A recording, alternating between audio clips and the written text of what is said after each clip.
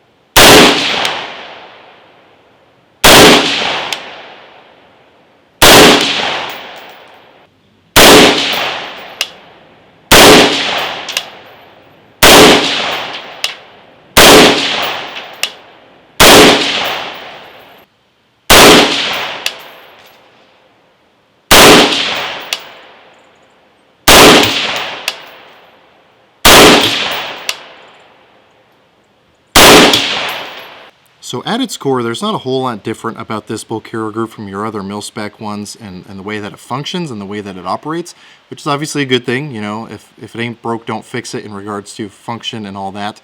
So this will work with your regular direct gas impingement systems.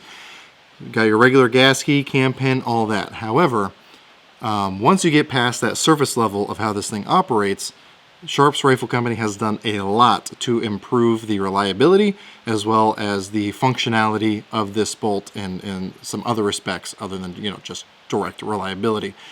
So first of all, you're probably going to notice some of these cuts here. I think in addition to just weight savings in regards to some of these cutouts, including this one back here, you can kind of see through. You'll notice that it looks like the back part of this bolt carrier group bulges out just ever so slightly. Now, the way I interpret that, and from seeing other bolt carrier groups that do something similar, What that does, and again, between the bolt jet back here as well as a lot of these cutouts, even on this side of the bolt carrier group right here, you can see all this flattened out area. What that'll do is that as you shoot and as carbon starts to build up inside your upper receiver, by having these recessed areas, that's going to make it so that carbon and dirt or whatever gunk is also in your upper receiver will get kind of pushed into those recessed pockets to allow this thing to keep functioning the way it's supposed to. So if you run exclusively suppressed and you're running super dirty ammo, even though you might get a bunch of carbon in your upper receiver, these little channels and everything else are going to start soaking up a lot of that carbon and keeping this thing running smoothly. Now, one of the things that, if you're familiar with the Reliabolt, you're going to probably notice on this is up here where the bolt lugs are. Let me go ahead and move the camera so you can see this a little bit better. So I went ahead and moved it just so we can hopefully get a little bit better contrast of the background here. But you might notice about the lugs on this bolt carrier group is that they are angled. They are not the squared off ones that you typically see.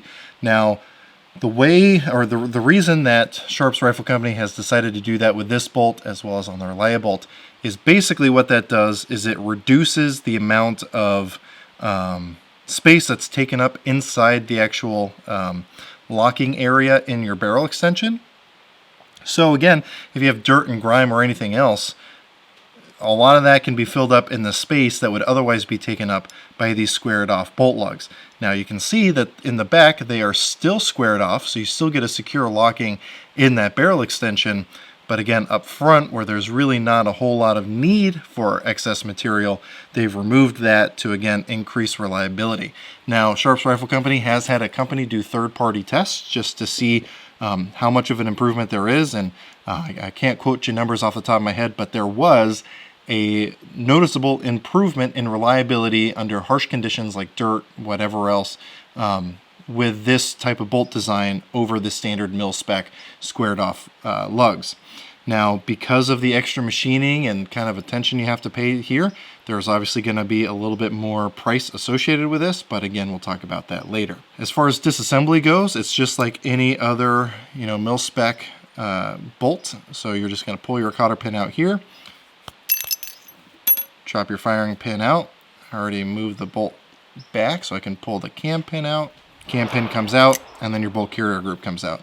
Again, as far as like at its core, this thing is going to be very similar to your standard mil-spec bolt carrier groups, but again, you just have that added, those added features that improve the reliability. Now, the coating that's on this thing also adds to the natural lubricity of this bolt. Now, that's a really fancy way of saying this bolt is really, really slick, even if you don't have a lot of oil on it. So recently I just went ahead and added more oil to it because I'd been shooting this thing a ton. But this thing had gotten pretty dry, especially when I was swapping this from upper to upper to upper when I was doing my barrel velocity video. And this thing just kept running and running and running, even with a really dry bolt. So I have a lot of confidence that even if your oil does burn off, which hopefully you're not using an oil that does that very easily, and just, by the way, this has some Slip 2000 on it right now, just for reference. Even if you're using, an oil that's going to burn off, this thing will still keep chugging where other bolts wouldn't, especially your typical mil-spec phosphate bolts, just because, again, the added lubricity. What that also does is makes this thing a breeze to clean. Now, I've intentionally only cleaned it really once in the entire time that I've used it. I put about maybe 100 or 200 rounds through it, let it sit for a few days, and then I cleaned it off just so I could get an idea of how easy it was to clean. And then I wanted to test it, not without cleaning, just to see how reliable it would be. And I can say after doing that initial cleaning, everything, really, I didn't have to use much cleaner. I was able to just take my little rags and just run it down, and it pretty much got this thing clean for all intents and purposes. If you're super anal about it and you want to have a white glove inspectable clean, you can absolutely go more in depth. But even if you just take a little cloth, you can wipe this thing down and you're pretty much going to be good to go. Again, just because of this, the finish it has, it just carbon flies off it like it's nothing. You can see that it is a full auto style bolt carrier group. The way this bottom part comes down. Now, for those of you who don't really know what that means, that doesn't mean that this bolt carrier group will make your gun go full auto.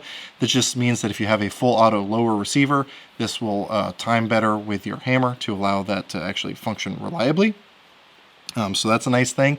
If you are someone who is going to be running a gun, say like a gun range or a machine gun shoot, something like that, which again, having these recessed pockets for all the carbon to go to is going to be really good when you're putting possibly several thousand rounds through a machine gun all in one day, and you don't want to spend a bunch of time cleaning it, during your lunch break or whatever else. So again, good stuff there with those recesses. Now, if you look up here at the top of the gas key, you can see that it is staked. Personally, I wish that the staking was a little bit more robust. There's definitely a little bit of material moved over, but I always like to see a really well staked bolt carrier, or gas key, I should say. Will this work? Most likely. However, I always just like that added comfort of seeing a lot of material pushed over, as I mentioned in my BCM BCG review. But again, this should still work just fine. I don't have any issues to this, to the point where I would not want to worry about doing it myself, or increasing the staking. So I'm going to go ahead and put this bolt back together now, and so we can kind of talk about my overall thoughts about this thing and kind of recap the testing that I've done with it and my things that I've noticed so far during its testing. So like I said, during the testing of this, I've used it on a 7.5-inch barrel, a 10.3-inch barrel, an 11.5, a 14.5, 16, 18, and 20-inch barrels. I've run them suppressed and unsuppressed, and I've also run it suppressed and unsuppressed in 300 blackout. And I have had 100% reliability with this bolt carrier group, and honestly that's what I expected. While this is my first time testing out a Sharps Rifle Company bolt, I've seen stuff about their bolts for a really long time. I have friends who've run the Reliant bolt and have had nothing but good things to say about it. Now, one thing I want to mention is really the only, if you can even call it this, the only downside associated with this bolt carrier group, and what I was kind of alluding to earlier when I was talking about the Reliant bolt, is the cost. Now, honestly, if you take into consideration the stuff that Sharps Rifle Company does to this bolt carrier group, I think the cost is totally justified. Again, you're doing a lot more machining than your typical mil-spec phosphate bolt carrier groups, cutting a lot of extra material out. You're basically radiusing the locking lugs up here, and that's obviously not a cheap thing to do. The finish isn't a cheap thing to do. So there's a lot of extra stuff that goes into this, which obviously means it's going to cost more. Now, you can usually find these for under $200. I think even on their website, they're listed for like $180. I think their MSRP is like $220, but even on their own website, they're listing it for lower than that usually. If not now, then hopefully, if you're patient, you'll see it again for sub $200. And in my opinion, as far as those, I hate to call it this, but those like boutique BCGs, those, the fancier cutout ones, this is a really, really good option. Now, it doesn't give you the options of like having a suppressor setting and an unsuppressed setting. There are other bolt carrier groups that do that, but I don't think that's what the intent is here. The intent with this one is to just have an ultra rugged, ultra reliable, easy to clean bolt carrier group. Now, if you're trying to decide between this and say nickel boron, one of the things that I forgot to mention earlier when I was talking about the cleaning of this thing is because of the color of the coating on this bolt carrier group, you don't have to worry about it losing its luster like you do with a lot of nickel boron bolts. If you've never had a nickel boron bolt, then you may not have experience with this, but I'm sure everyone else out there who has had one will agree with me that it will never be as shiny as when you first take it out of the package. Now, sure, if you want, you can take a Dremel and a polishing wheel and polish that puppy up to like it was brand new, but even after cleaning, that thing will never be as shiny as it was straight out of the box. To a lot of people, that's kind of a bummer. I personally don't really care, because all I care about is that they work. But because of the finish on this, even if it does have a little bit of carbon left over afterward, I didn't notice it because the color is very appropriate for that. But you still have that really high lubricity of something like a black nitride or that nickel boron coating. Again, while I consider the BCM bolt carrier group to kind of be my gold standard, or at least the standard by which I measure every other bolt carrier group, at this point I have no hesitation putting this in any sort of fighting rifle or go-to-war rifle or whatever else you want, and trusting this thing. Obviously, as with any bolt carrier group, I'm going to tell you to have extra parts on hand, extra gas rings, which these ones have been fine, but it's always a good thing to have, and they're super cheap. The plunger, the little plastic spring, or the little plastic buffer, the springs and all that for your extractors. It's just always a good thing to have those extra parts on hand, because after 5,000, 10,000 rounds, those things are probably going to need swapped out. But again, they're still fine with the number of rounds I have through this. And again, suppressed, unsuppressed, all different types of barrel lengths, all different gas system lengths, and it's just been running like a champ. So if you've been looking at the Sharps Rifle Company XPB, absolutely go ahead and get one. I'm really impressed by this, and it's probably going to hang out. Actually, well, I'll probably return the Spikes Tactical Bolt Carrier Group back to this one and throw this one probably maybe into my 300 Blackout.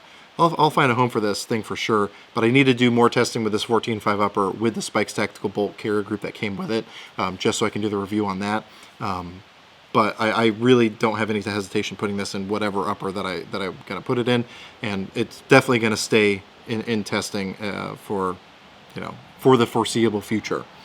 So if you have any questions, comments, or concerns, go and throw those in the comment section down below. Again, I'm going to be trying to do a lot more Bolt Carrier Group reviews here in the next few months. I started with that BCM one, and I got this one and a couple other ones that I'm going to be doing reviews on here soon to include that Spikes Tactical one.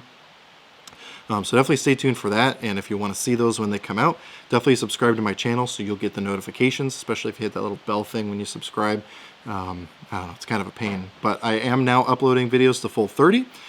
So if you're one of the very few people that actually watches videos over there, definitely follow my channel over there. At very least, the nice thing is if you follow my channel there, if something does happen with YouTube and gun channels here, there will still be a place for you to see me upload stuff, or at least get up-to-date information on what's going on with the channel. I also have a Patreon page. If the people who support me over there are an enormous help to actually getting videos like this done, getting ammo, getting other stuff to be able to put videos like this together, even just getting time away to come out to the range.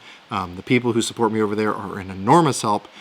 So for that, I do post all my content to my Patreon on Patreon early, as well as posting some exclusive content like channel updates, just letting people know what's going on, as well as when I do my question and answer videos, which I need to do another one here soon. That's where I pull my questions from. I'm also doing monthly live streams with those guys over there, so if that's any of those things sound interesting to you, or you just want to support the channel financially, definitely check out Patreon. I really, really do appreciate it, and again, the people over there make a huge difference in the viability, I guess, of continuing this channel at the current rate that it is currently at. Anyway, with all that said, as always, I hope you're able to get something out of this video, and I really appreciate you watching.